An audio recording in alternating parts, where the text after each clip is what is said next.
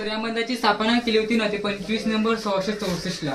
म्हणजे हा संपूर्ण किल्ला बांधण्यापूर्वी प्रथम बालमातेचं मंदिर स्थापन केलं होतं आणि देवीचं आशीर्वाद घेऊनच राजाने त्याला घराची गणेशपूजा करण्यात आलेली होती.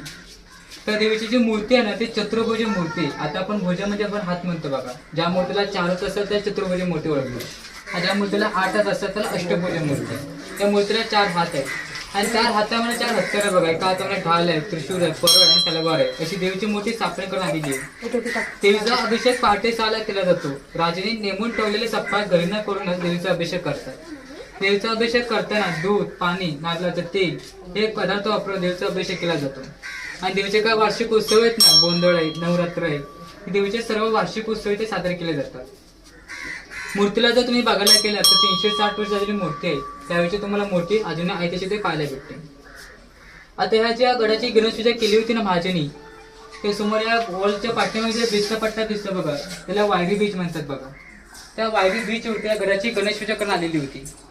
तर असं का नसतं, आपण म्हणतो ज्या ठिकाणी आपण घर बांधतो तिथे आपण गणेशपूजा करतो बघा. पण या गडाची गणेशपूजा वायरी ते का केली होती का, कारण त्या टाकाचे ब्राह्मण जे असायचे ते समोरला देवता मानायचे, मग ते देवता लोढा येऊ शकत नव्हते.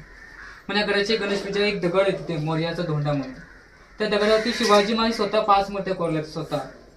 त्या 5 मूर्त्यामध्ये त्या मूर्त्या अशा आहेत, चंद्र आहे, सूर्य आहे, गणपती, शंकाची पिंड, नंदी, त्या दगडावरती 5 मध्ये कोरल्या होत्या.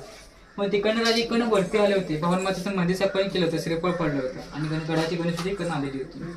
त्या ठिकाणी तुम्ही राजांचा मोर्याचा धोंडा हा तुम्ही पाहू शकता. तिथे तुम्हाला अजून त्या ते फळ ते दगड आहे, पाषाण आहे, तुम्हाला त्याच्या अजून इथे पाहायला भेटते.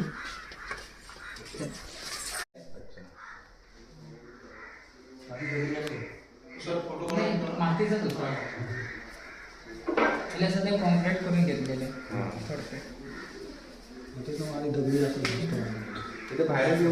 ठीक आहे. इन्फॉर्मेशन